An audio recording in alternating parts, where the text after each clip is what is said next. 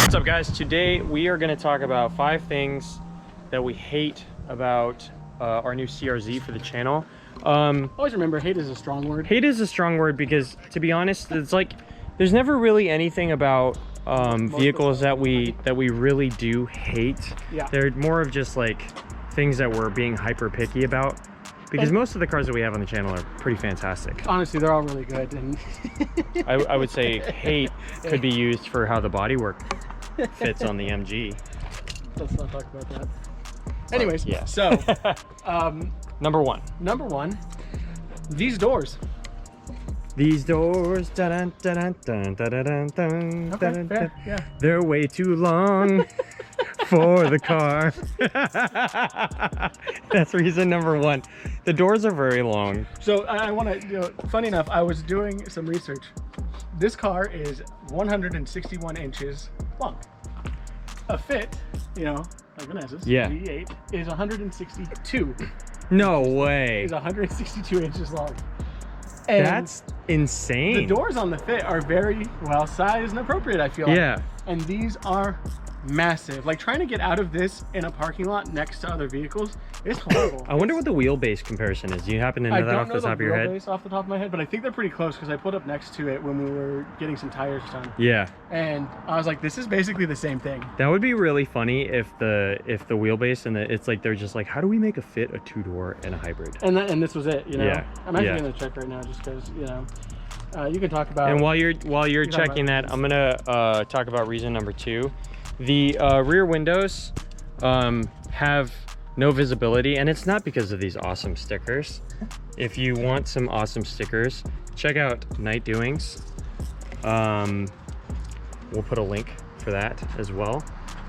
Vanessa also made us some awesome Balance Point Media stickers, which we love. We do. But the windows basically have no visibility.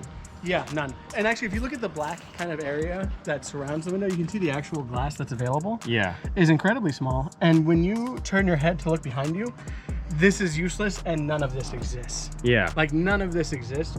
I was pulling out next to a large truck, and like, I was just like, well, I'm either gonna hit something or like someone's gonna stop. It's like the S2000. Yeah. Whenever I had the S2000, I needed to change lanes. I had to like triple check when I had the hardtop, because obviously the visibility is perfect with the top down. But like, with the hardtop on, like, you had no visibility. Yeah, that's right. Because you had the Mugen style, and it has a really small rear window. Yeah, the rear window was OEM, fine. The OEM hardtop is significantly better. For Yeah, that. Same yeah, with, like, the definitely a Male little bit hardtops. more panoramic. Well, a good example is the. Yeah, the S2000 OEM hardtop is a little bit more like this, how the window curves around the side, but the Mugen was like flat, just a flat piece. So, a quick, the Fit is a 98.4 inches for wheelbase. This is 95.9. okay, So a little there bit is a shorter, different wheelbase, a little bit more nimble. but it is the same suspension. However, one thing, this did get disc brakes in the rear. Fitz did not. Ah, On the fancy, back. fancy, fancy. Very fancy.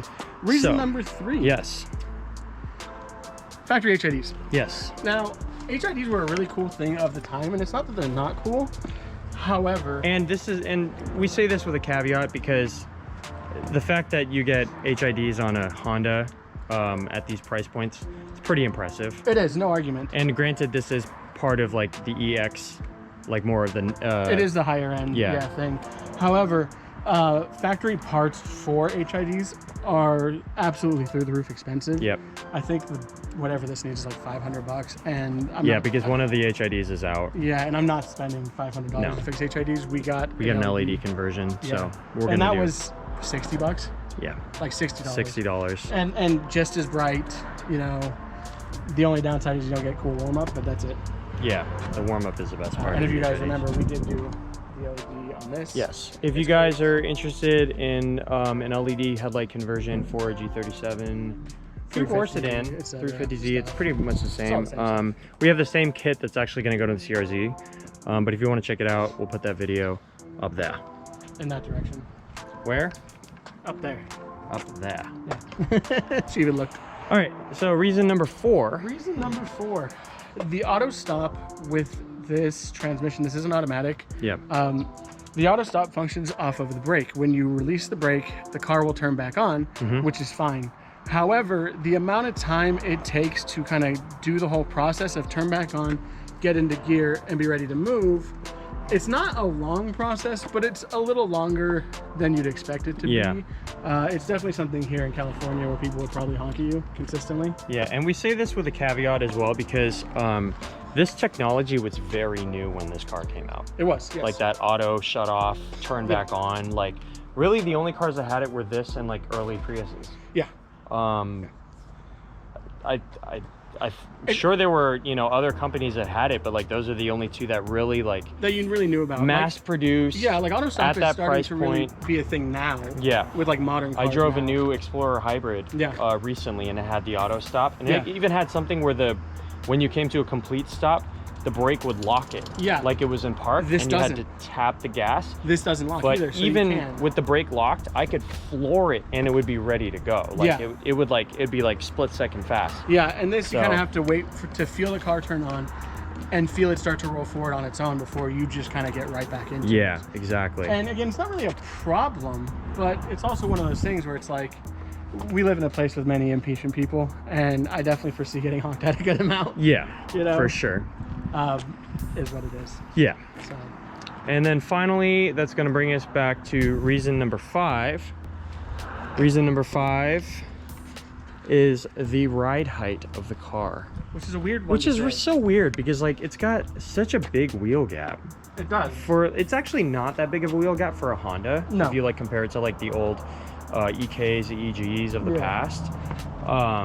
It's not terrible. Like back in the day, you used to be able to pop a full fist in there. Now it's like 3 fingers, and this is with worn tires. So that's like actually pretty great, all things considered, for stock suspension.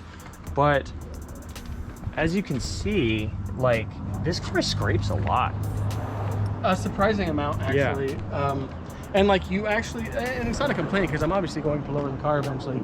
Yeah. More, but that's the other caveat is like, you know, you have a car that's a little bit sporty, it's a little bit lower. Like you have to know how to drive these. Yeah. But at the same time, it's just interesting because most cars, you don't have to angle driveways and stuff unless they're really nasty. Not only that, but this is a hybrid that was marketed towards people who wanted to save a lot of fuel, do these kind of things that don't typically entail the concept of driving a low car, quite honestly. Yeah. It clearly has to do with the length of the front fascia, because like that's long, dude. Like if you look at it, like that's a long. Well, yeah, you can check the difference right here directly next to the G. Yeah, let's just put it directly next to the G in the same frame. And it's like. And you don't scrape nearly as much as I do. And I'm lowered. Yeah, exactly. Yeah. You know? So, and like, again, it's not a complaint because it looks fine. Yeah. It's not that I have a problem with the look of the car at all. But like I said, it's a stock CRZ. I shouldn't have to necessarily drive this. Exactly. Like a car that's slammed. And I have to drive it like a car. And that being said, the front bumper looks awesome. The front bumper looks sick. It's super cool. And it's like, this is a 2010, right? 11. And, it looks like a brand new car. In terms of styling, yes. Yeah. I was going to say, because there's all these marks in there. No. Yeah. In terms of styling, yes. No, in terms of styling, it looks fantastic. I don't actually think this design is going to really age poorly. It hasn't so far. No. And I don't think it's going to continue to age poorly. Yeah. So, yeah, I mean, that's basically it for the list of things that we hate about the car. All of them come with caveats. We really don't really hate any of these things. It was kind of a nitpicky list. Actually, the only thing I do kind of hate is the length of the doors. I can get around the back view. The length of the doors is actually pretty bad. I didn't find it to be terrible, but I guess when you're parking next to a lot of cars, I'll have you just go drive this, and you'll park next to a car, and you'll go to get out. You'll be like, oh, I see. Yeah. Like we'll move it back around front, and you'll park next to the 350, and you'll be like, oh, I can't. Oh yeah. When you got to park tight and all that. Yeah. It's great. We do love the car though. No, it's sick. Yeah, I love it. It's a great car. It's been fantastic. Let us know if you guys have anything that you hate about CRZs. Just let us know, because we'd be curious to see if there's any other common complaints about them. I think the only common complaint is like the door handles break a lot. I can see that. That's the only thing I've really seen. This one's a little weird, but it works. So I don't really care. But yeah, let us know what you guys thought of the video in the comments down below. And if you liked the video, please make sure to like, subscribe, ring the notification bell, and we'll see you in the next one. We appreciate you guys. And Sucky. Look at that cute face. See you next time.